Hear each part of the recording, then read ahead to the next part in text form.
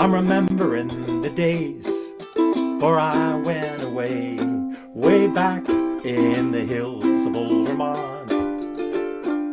And the orchard on the hill, I think I see it still, way back in the hills of old Vermont.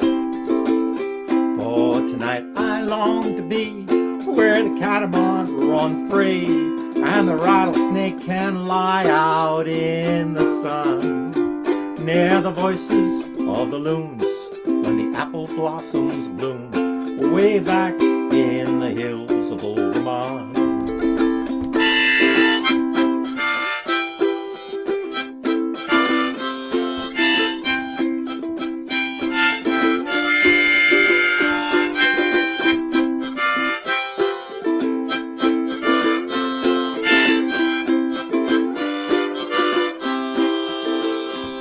There used to be a barn near the old fishing pond, way back in the hills of old Vermont.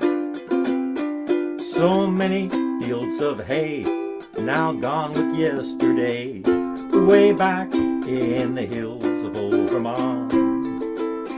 For tonight I long to be where the catamount run free and the rattlesnake can lie out in the sun, near the voices of the loons when the apple blossoms bloom, way back in the hills of old Vermont. Well, everything has changed, nothing stays the same, way back in the hills of old Vermont.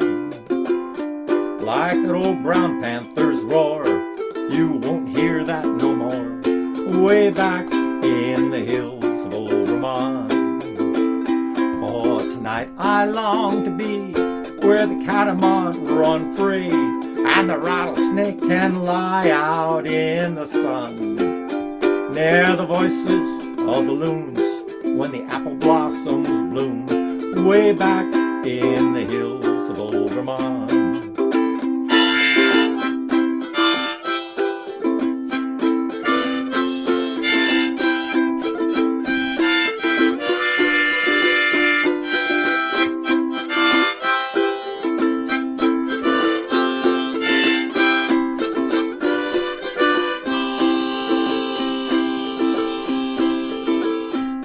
But when the rains came down and flooded many towns, way back in the hills of old Vermont, all the neighbors lent a hand for the loving of the land, way back in the hills of old Vermont.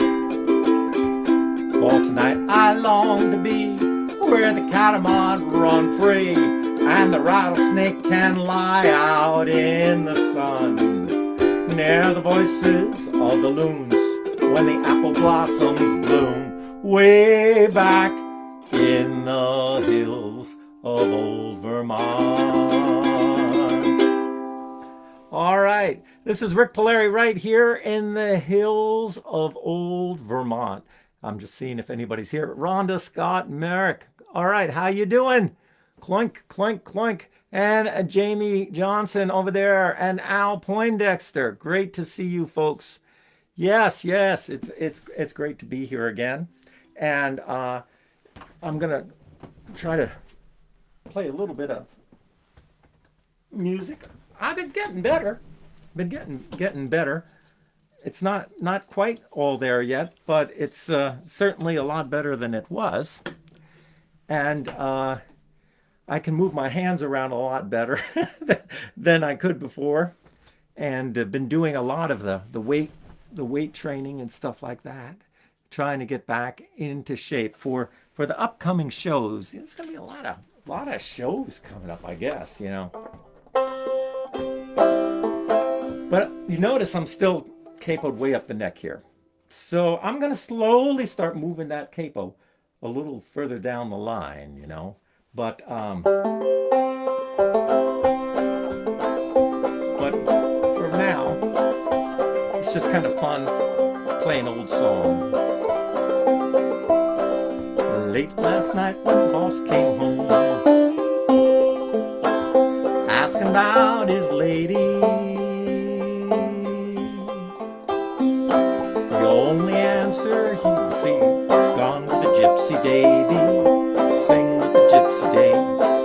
song of the Gypsy Davy, that song of the Gypsy Davy. Well, saddle me my buckskin horse, made of Spanish leather. Point to me their wagon tracks, we'll ride home together. We'll ride home again. We'll ride home together. We'll ride home again. Had not rode till the midnight moon, saw the campfire gleaming, heard the notes of the big guitar and the voice of the gypsy singing the song of the Gypsy Davy, that song of the Gypsy Davy, that song of the Gypsy Davy.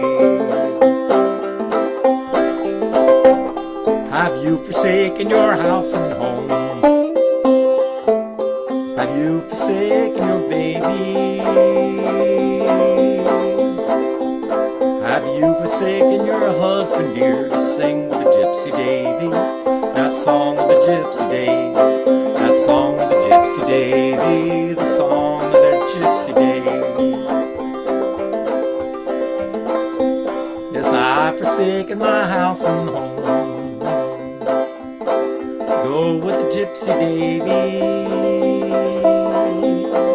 And I've forsaken my husband too, but not my blue-eyed baby, that pretty blue-eyed baby, not my blue-eyed baby, that pretty blue-eyed baby.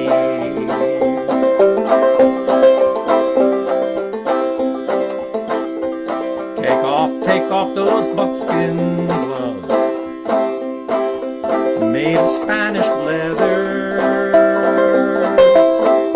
Give to me your lily white hand, we'll ride home together. We'll ride home again.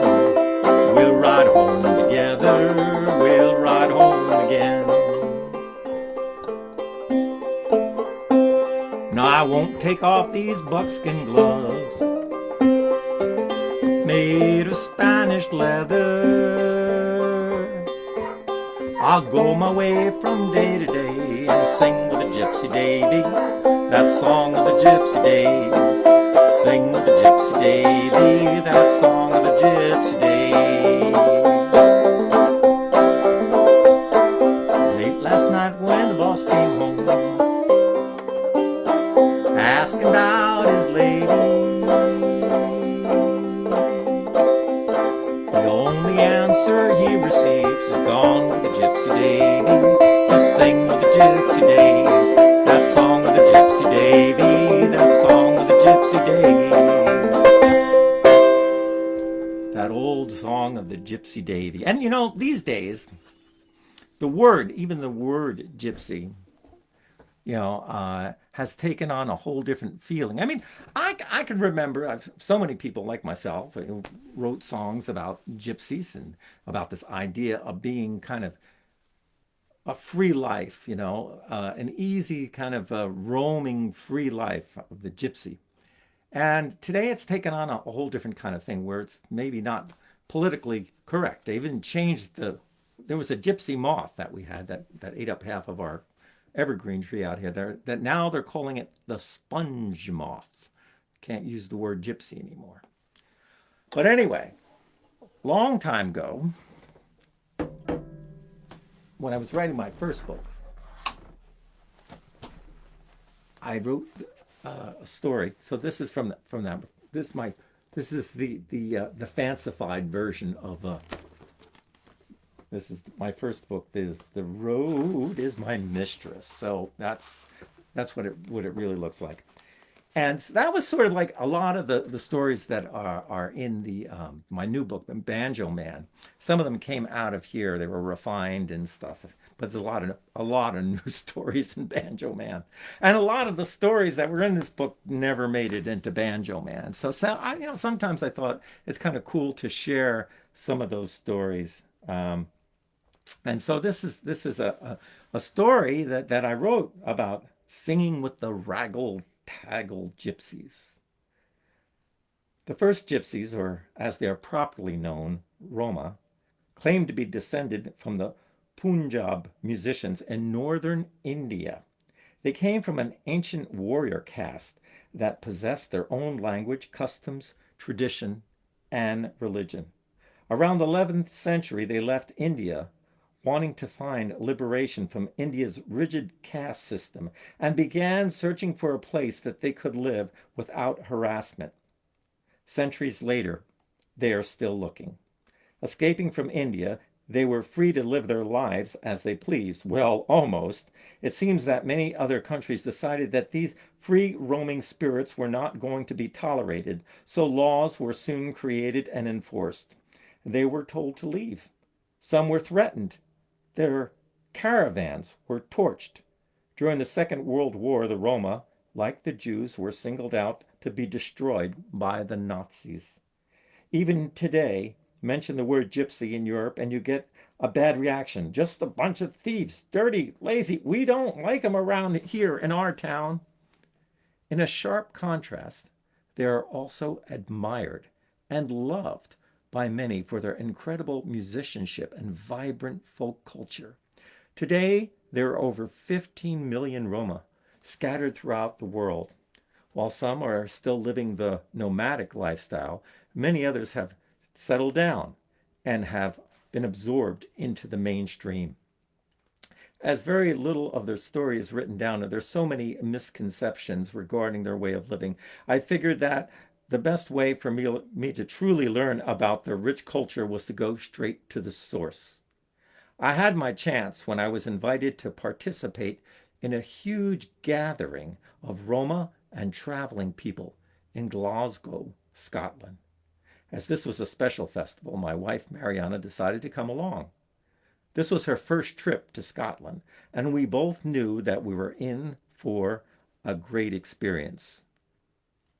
Open Roads 2000, Romany and the Travelers Festival in Glasgow, Scotland, brought over 100 performers from all over the world. There were Roma from Russia, from Poland, from Romania, from the Czech Republic, from Slovakia, the Ukraine, and a group of travelers and tinkers from England, Ireland, and Scotland. The event was planned through a grant from the Millennia Foundation, and it was incorporated with workshops and school programs and concerts throughout all of the working man's town of Glasgow. I was there representing the American hobos and had brought along a poster from the National Hobo Convention, some photos, a hobo stick signed by all the kings and queens of hobos. Even before I reached the festival, I had some doubts as to the organization's capabilities. This was a young person without a lot of festival experience. And right at the beginning of our arrival, I could tell that my fears were well grounded. The festival was in shambles. The performers were there, but there was little information about the venues or even performers' hospitality. Mariana and I were lodged by old friends, Lucia and her husband, who I'd met years before on a trip to Poland. Lucia had married a fellow named Ben who ran a nearby hotel, and most of the performers were being lodged at Ben's hotel, but the festival had not arranged any food at all. Ben and his family, who were from India, were outraged and took it upon themselves to prepare all the food for the guests. Back at the festival, things did not appear to get much better. The evening show was overbooked, leaving some of the English travelers with as little as 2 minutes to perform. It was obvious that something needed to be done. The next morning was scheduled to be another showcase of European gypsies, leaving the travelers out in the cold. One of the travelers, Sheila Stewart, rose to the occasion. She marched down to the festival organizer's office and took over the festival. She then rescheduled the entire day to give everyone equal time, then marched the organizer down to the local fish shop and demanded that everyone be fed. I could not believe this woman's perseverance, but she did get everything done. As we sat in the chip shop, I broke out my banjo and asked if everyone would join me, and we sang a thank you song for the cooks who made the food. I strummed along on my banjo and was joined by the entire crew of gypsy travelers singing Going Down the Road Feeling Bad. At once the shop turned into a carnival atmosphere with hands and feet beating out the rhythm of the banjo. The owner of the shop was so delighted that he began calling up his friends and lifting his phone high in the air so they could all hear the music. As we left, we kept singing right out the door, out into the bustling city street. From that moment on, we were treated like family. We spent the rest of the day inside of Glasgow's beautiful old fruit market, listening to the haunting, beautiful songs of our new gypsy friends. Inside the fruit market were two painted caravans, a display of gypsy photographs, and a huge decorated stage. The music was just incredible, with acts like Raya and her gypsy legacy from Russia, Romania Drum, Fanfare, Musafar from India, and Kala Bala from Poland, and many others. Plus the English and Scottish travelers featuring Sheila and Elsie Stewart, Ian McGregor, Stanley Robinson, and the Darlings. The stage turned into a fireball of energy filled with hot guitar licks, accordions, trumpets, water jug drums, and fancy dancing feet. In all my life, I had never heard a wide variety of dazzling musicianship presented on one stage. While it was easy for me to converse with the travelers, it was a challenge to speak to some of the other European Roma until I learned to try to talk to them in Polish. To my surprise, they all understood some Polish and were happy to talk to me. One fellow said, "We're wondering who you were." Once our tongues started waggling, there was no stopping us. Through my limited Polish, I was able to explain that I was here to sing songs of the American traveler or the hobo. They were intrigued as I pulled out the big scrapbook. They smiled at the faces of the hobo kings and queens and said, "We have gypsy kings too." They looked over my hobo stick signed with the monikers of my hobo friends and asked if the hobos still rode trains like they did in the movies. After my show, I had to head back to the hotel, and a whole group of gypsies poured into the minivan joining me. When I asked the overworked bus driver if she had been enjoying the show, she said, "What show? I'm the only driver for the festival and had not been able to hear any of the music." With that, I reached for my banjo. Within minutes, every gypsy had their instrument out. The group leader smiled and gestured for me to accompany them on a gypsy song, and soon the bus was like a rolling festival with guitars strumming, drums pounding, and everyone singing and clapping along. Our little jam lasted all the way back to the hotel, and the driver was thrilled. On the last day of the festival, the fruit market was almost packed, and there was a lot of acts to fit in, and the MC had to run the stage like a Swiss watch. When it was my turn, I read a wonderful poem from my friend Buzz Potter, then sang Leadbelly's Midnight Special, and was followed by Hobo's Lullaby. When I finished, the crowd roared for more, and I broke out into a rousing rendition of Going Down the Road Feeling Bad. After my performance, I was able to sit and enjoy the rest of the show. Everyone was incredible, with their musicianship being flawless and their stage presence spellbinding. It came to my experience, I came a long way this moment from this experience, and all my efforts were rewarded by this performance and the new friends that I had made. So that's sort of like a little story about what it was like to go to that festival. I don't see anybody here. And it was a great festival. I'll see if I can. I'm still kind of limited a bit to keys. Let's see if we can do this one. I'm going down that road feeling bad. I'm going down that road feeling bad. I'm going down that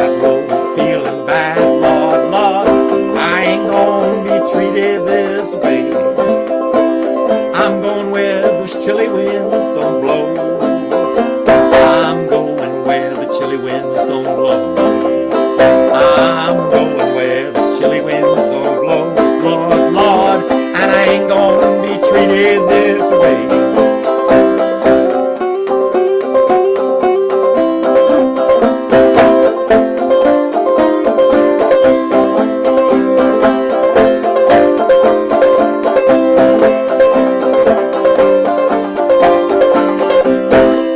Well, they fed me on cornbread and beans. Well, they fed me on cornbread and beans. Well, they fed me on cornbread and beans, Lord, Lord, and I ain't gonna be treated this way. I'm going down that road feeling bad. I'm going down that road feeling bad. I'm going down that road feeling bad, Lord. I ain't gonna be treated this way.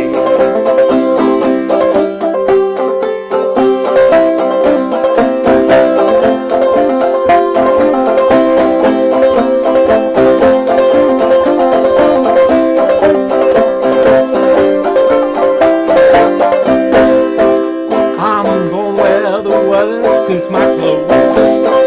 I'm going where the weather suits my clothes. I'm going where the weather suits my clothes. Lord, Lord, I ain't gonna be treated this way. I'm going down that road feeling bad. I'm going down that road feeling bad. I'm going down that road feeling bad, Lord. I ain't gonna be treated this way. Come on now.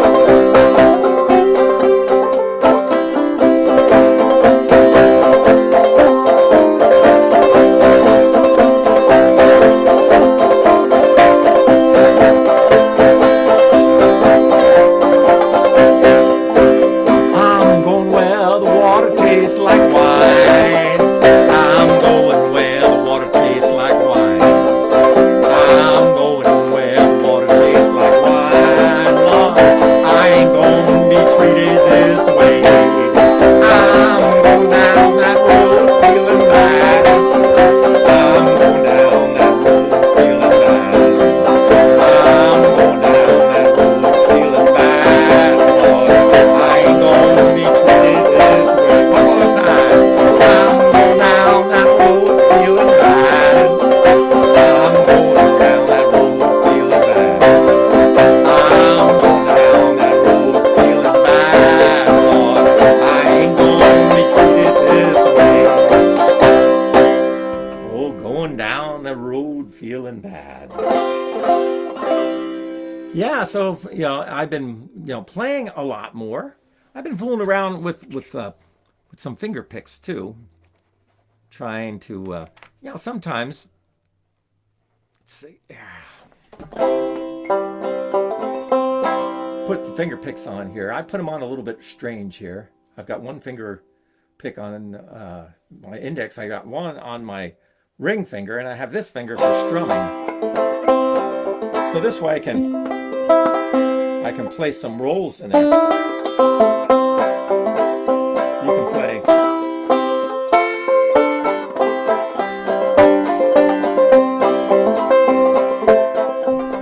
Well, I think I'll do another one of those old songs that I learned from Pete. I think I told this story before. Because one time I had called him up. It was a long time ago. I was just kind of getting started. I was organizing festivals, and I was starting to get booked playing places. And I asked Pete about putting together a set list. I said, Pete, I have the show coming up, and I'm wondering any ideas about putting together a set list? Pete went, well, Rick, start off with something you know. Then look around in the audience. See who's out there. You'll see young people, old people, rich people, poor people, black people, white people.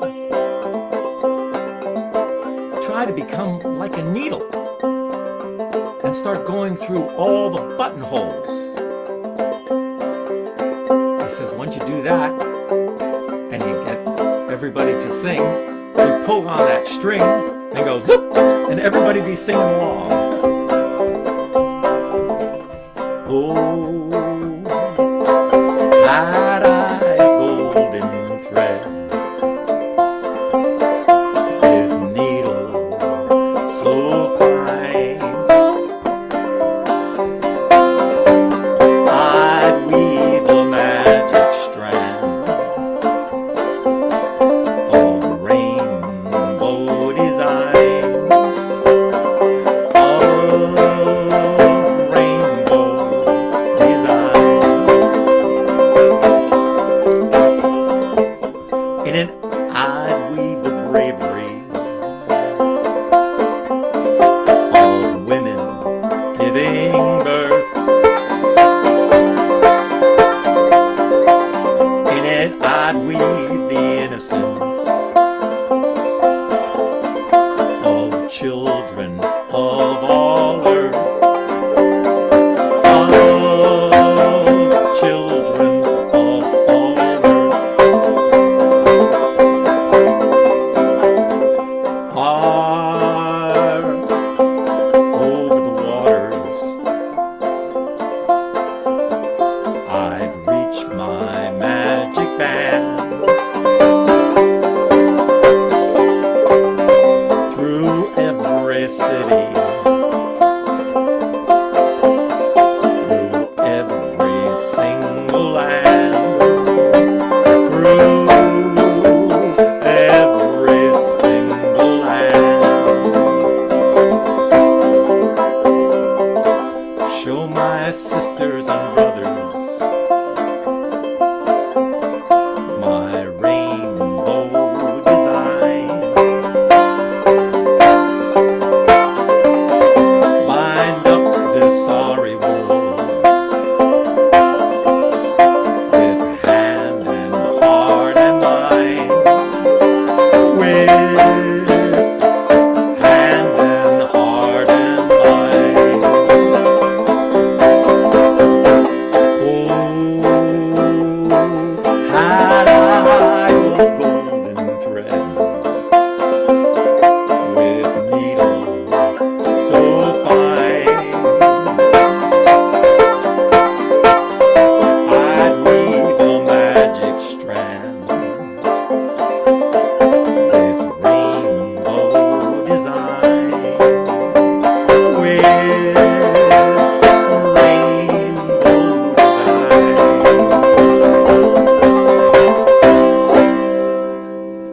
Well, that's about it for this session. I hope you had a good time today. And I hope maybe the next time that I'll be able to do a little bit more. It sometimes gets really frustrating because I can't play my guitar, and I can't play in a lot of different keys. So I have to go with whatever I can do at the time. And so it's a little bit limiting. So that's why today I just decided, well, I thought I'd share that story from my old book and really kind of talk a little bit about the Roma culture, because it really is fascinating, and it was really an honor for me to be at that festival and meet so many great musicians and really wonderful people, and it's an experience that I'll never forget. So until next week, this is Rik Palieri right here in the hills of Old Vermont, telling everybody to stay healthy and keep on singing. And I'll see you next week, okay? Bye-bye.